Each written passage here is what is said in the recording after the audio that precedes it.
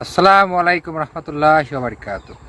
সামনে খাদ্য অধিদপ্তরের দুটা গুরুত্বপূর্ণ পদের পরীক্ষা অনুষ্ঠিত হবে বলে আপনারা সবাই জানেন বা আশা করছেন যে এই পরীক্ষাটা অতি শীঘ্রই হবে। দুটা পদ হচ্ছে এএসআই এবং এসআই। আপনারা জানেন যে এই দুটা পদ খুবই গুরুত্বপূর্ণ দুটা পদ। এই পদের কিন্তু অনেক দায় দায়িত্ব থাকে এবং এই পদের কতটুকু পদোন্নতি পাওয়া যায় বা কত বছর পরে পদোন্নতি পাওয়া যায় বা পরীক্ষা পদ্ধতিটা কেমন, কত মার্কের ভাইবা হয়, এই সম্পর্কে একটু আজকে আমি আলোচনা করব। সর্বপ্রথম আসি এএসআই, সহকারী উপখাদ্য পরিদর্শক। এটা হচ্ছে 15 গ্রেড, এখানে লোক নেওয়া হবে 222 জন। আর একটা পদ আছে এসআই বা উপখাদ্য পরিদর্শক, এখানে নেওয়া হবে 356 জন। আপনারা জানেন যে দুটা চাকরির এএসআই পদটা হচ্ছে 15 গ্রেডের আর এসআই পদটা হচ্ছে 13 গ্রেডের। এখন কথা হচ্ছে যে এই দুটা পদ থেকে পদোন্নতির মাধ্যমে কত দূর পর্যন্ত যাওয়া যায় সেই বিষয় নিয়ে অনেকের মধ্যে কনফিউশন কাজ করে বা অনেকেই আমরা জানি না।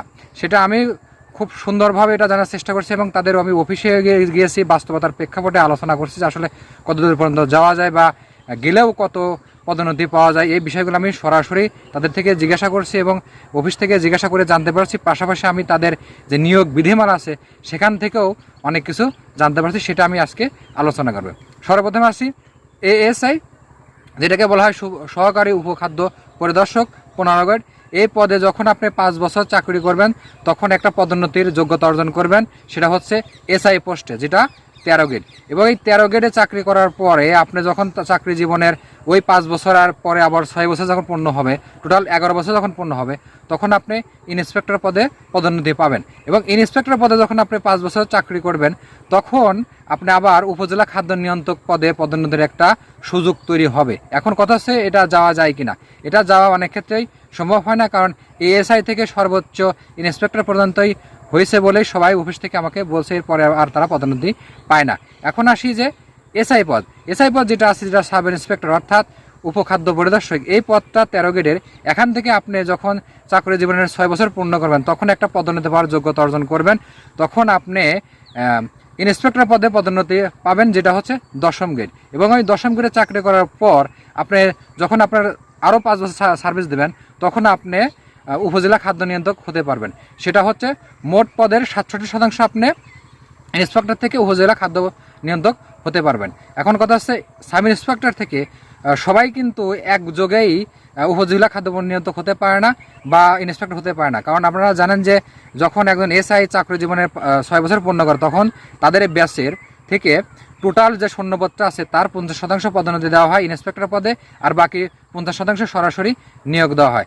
আবার ইন্সপেক্টর পদ থেকেও আপনি সবাই কিন্তু উপজেলা খাদ্য নিয়ন্ত্রক হতে পারে না, ওই পদ থেকেও 67% আপনি উপজেলা খাদ্য নিয়ন্ত্রক পদে পদোন্নতি দেওয়া হয়। তবে একটা ভালো জিনিস যে এসআই পদ থেকে প্রায় সবাই উপজেলা খাদ্য নিয়ন্ত্রক পদে পর্যন্ত যেতে পারে, এটা আমি অফিস থেকে শুনছি এবং আমিও তাদের যে নিয়োগ বিধিমালা সেখান থেকে জানতে পারছি। এখন সিদ্ধান্ত আপনাদের, যারা বিভিন্ন মন্ত্রণালয় বা বিভিন্ন জায়গায় 12-13 গ্রেড বা 11 গ্রেডের চাকরি করেন, তারা ভাবিচিন্তে অবশ্যই এই পদগুলোতে পরীক্ষা দেওয়া উচিত। কারণ পদোন্নতি কিন্তু এসআই বা এএসআই থেকে 50% করে পদোন্নতি দেওয়া হয় আর বাকি 50% সরাসরি নিয়োগ দেওয়া হয়। এখন আসছে যে এই পরীক্ষা যে আমরা দেবো, এই পরীক্ষা কত মার্কের পরীক্ষা হয় এবং ভাইভা বোর্ডে কত মার্ক থাকে।